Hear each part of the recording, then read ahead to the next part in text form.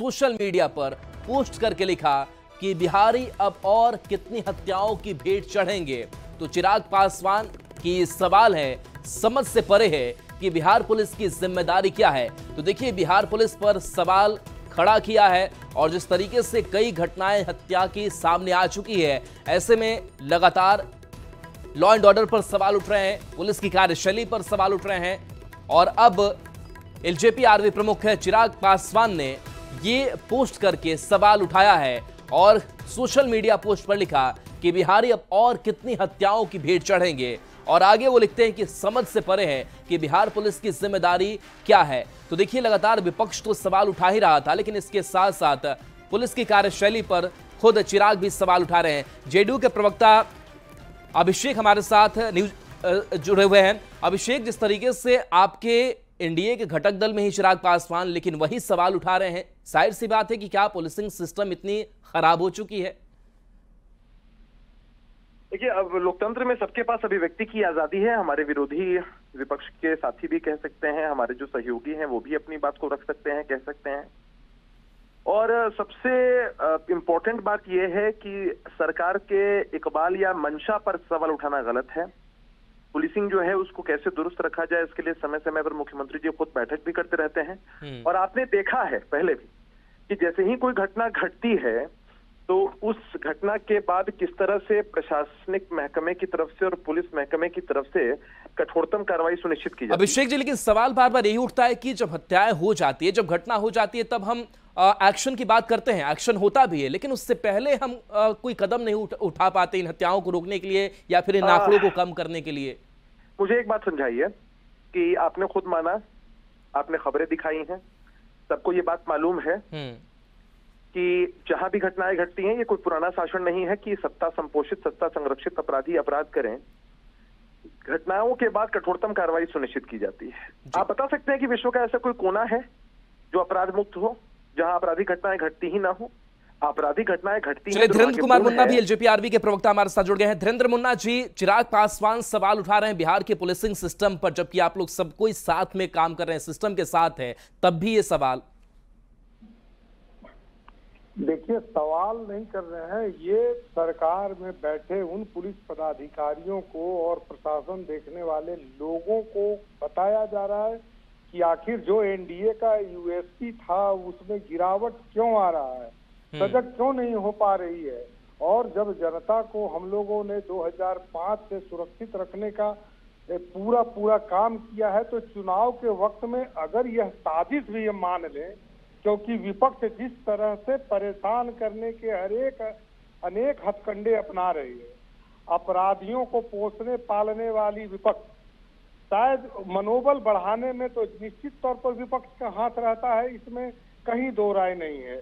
लेकिन अगर इसको साजिश को भी नाकाम करने की जिम्मेदारी बिहार की पुलिस पर है, बिहार के गृह विभाग पर है, तो उसकी ओर इशारा है कि आप ऐसे साजिश को भी पर्दाफाश करिए, ताकि बिहार के लोगों को जो हमने वचन दिया है कि आपकी सुख और शांति और विकास में हमारी सहभागिता जबरदस्त रहती है और आगे भी रहेगी जी, इसी की ओर हमारे नेता ने ट्वीट किया है। अभिषेक जी, आपके पास आते हैं। गृह विभाग पर सवाल उठा रहे हैं, लेकिन क्या गृह विभाग की अगर बात करें तो उसके मुखिया भी नीतीश कुमार ही हैं, और क्या वाकई अब पुलिस अनकंट्रोल्ड हो गई है, उस पर कोई मॉनिटरिंग नहीं हो पा रही है?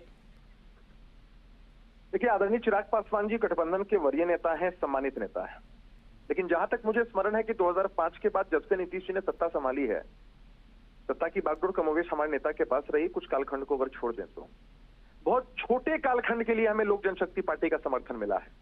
बहुत छोटे कालखंड के लिए वो एनडीए में हमारे साथ बिहार की सरकार में सत्ता में शामिल रहे। उससे इतर जब उनका समर्थन हमारे पास नहीं था, तब भी हमारी यूएसपी यही थी और आज भी हमारी यूएसपी यही है। उन्होंने अपने कंसर्न्स को जाहिर किया है, बहुत स्वागत है, हमारे सम्मानित नेता है।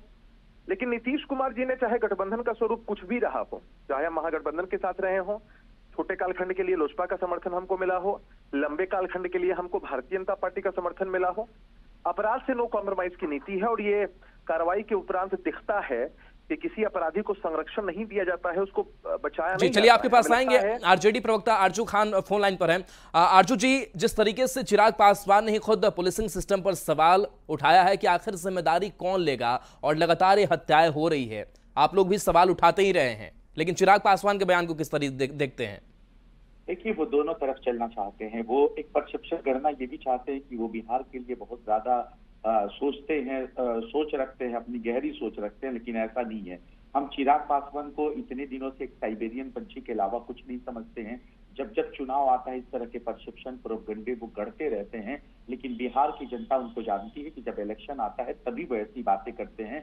वो दोनों तरफ चलने की कोशिश करते हैं। वो एक तरीके से स्वघोषित हनुमान है, खुद को तेल मालिश करने के लिए हनुमान कहते हैं नरेंद्र मोदी जी का, और उसी गठबंधन में वो बैठे हुए हैं। लेकिन अगर उनको वाकई में अगर सीरियस हैं लॉ एंड ऑर्डर को लेके, प्रति व्यक्ति आय को लेके, बेरोजगारी को लेके, दवाई को लेके, कमाई को लेके, तो उनको गठबंधन तोड़ देना चाहिए। लेकिन वो ऐसा नहीं करते हैं। ये सिर्फ लटकाने, अटकाने और भटकाने की है। उनकी सोचनीय शक्ति जो है वो दोनों तरफ वो समझते हैं हम चल के महागठबंधन का एक तरफ के से विश्वास ले लेंगे, या जो महागठबंधन के जो वोटर हैं उनकी भी हम अपनी तरफ जो है उनकी सोच आकर्षित कर देंगे, लेकिन ऐसा होने वाला नहीं है। जी, धीरेन्द्र जी आपसे जवाब चाहेंगे। ये आरजू खान कह रहे हैं कि दो नाव पर सवार होते हैं, वो ना इधर के होते हैं ना उधर के होते हैं, क्या वाकई ऐसा है? देखिए, मेरे नेता आदरणीय चिराग पासवान जी बिहार के लिए हैं और बिहार की ही बात करते हैं, बिहारियों की ही बात करते हैं। ये अलग बात है कि राष्ट्रीय जनता दल के लोग सिर्फ अपने परिवार की बात करते हैं, अपनी कमाई, अपनी सुनवाई, अपनी दवाई। सिंगापुर जाने की बात हुई तो आदरणीय लालू प्रसाद जी को लेकर गए थे। कई बिहार के ऐसे लोग अभी भी पड़े हुए हैं जिनको बढ़िया इलाज तक के लिए इन्होंने नहीं किया। और चलिए बिल्कुल आएंगे। डिप्टी सीएम विजय सिन्हा का भी बयान सामने आया है चिराग के इस पोस्ट के बाद से, वो बयान भी आपको हम सुनाते हैं। देखिए लॉ एंड ऑर्डर पर आप देख लें कि घटना के बाद त्वरित कार्रवाई हो रही है, और मैं बार बार प्रश्न उठा रहा हूं कि इस घटना में जो जमीन माफिया का हो, बालू माफिया पर भी जिसकी हत्या हुई है, उसके बारे में भी लोग जानता है कि किस तरह से पूरी तरह से बालू के अंदर नेटवर्किंग और माफियागिरी करता था। डायरेक्ट वो कारोबारी नहीं थे, कई लोग पार्टनरशिप में थे। पार्टनरशिप के आपसी लोग कहते हैं कि लड़ाई के कारण ये घटना घटित हुआ।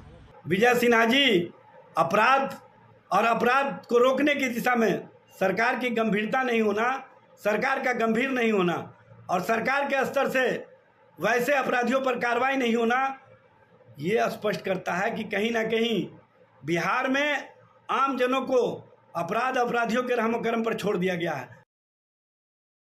और अभिषेक झा जेडीयू प्रवक्ता हमारे साथ हैं। अभिषेक, आपके पास आते हैं। गृह विभाग जिसकी चर्चा एलजेपी आरवी की तरफ से भी हो रही है, आरजेडी की तरफ से भी हो रही है, और यही वो विभाग है जिसको मुख्यमंत्री नीतीश कुमार ने कभी छोड़ा नहीं। बाकी विभाग इधर से उधर होते रहे, लेकिन इस विभाग पर कंट्रोल रहा। लेकिन एक ऐसी कहां लैप्स हो रहा है जिस वजह से पुलिसिंग सिस्टम पर सवाल खड़े हो रहे हैं, और जाहिर सी बात है कि जवाब भी देना होगा। न हम जवाब देने से पीछे हट रहे हैं, न हम जवाबदेही जिम्मेदारी से पीछे हट रहे हैं। आपराधिक घटनाएं होना दुर्भाग्यपूर्ण है, पूरी तरीके से हमारे लिए चुनौती है। अगर पुलिस प्रशासन के लोग सोए रहे, कोई कार्रवाई नहीं हो, कोई गिरफ्तार नहीं हो, सलाखों के पीछे नहीं जाए, तब इस तरह से सवाल उठाना गलत होगा। लेकिन जब त्वरित कार्रवाई की जा रही है तो मंशा पर सवाल उठाना गलत है। चलिए बिल्कुल, आरजेडी प्रवक्ता आरजू खान आपके पास आते हैं। आरजू खान जी, एक सवाल ये भी उठता है, बालू माफिया हो, भू माफिया हो, कि इनका संबंध कहीं ना कहीं कनेक्शन जो है वो आरजेडी से जुड़ जाता है, आरजेडी के लोगों के साथ जुड़ जाता है, ये भी बड़ा आरोप लगता है। नहीं, ये आरोप ही है ना। इसमें अगर सच्चाई है तो क्या ये बताना चाहते हैं कि इनकी सरकार निकम्मी है?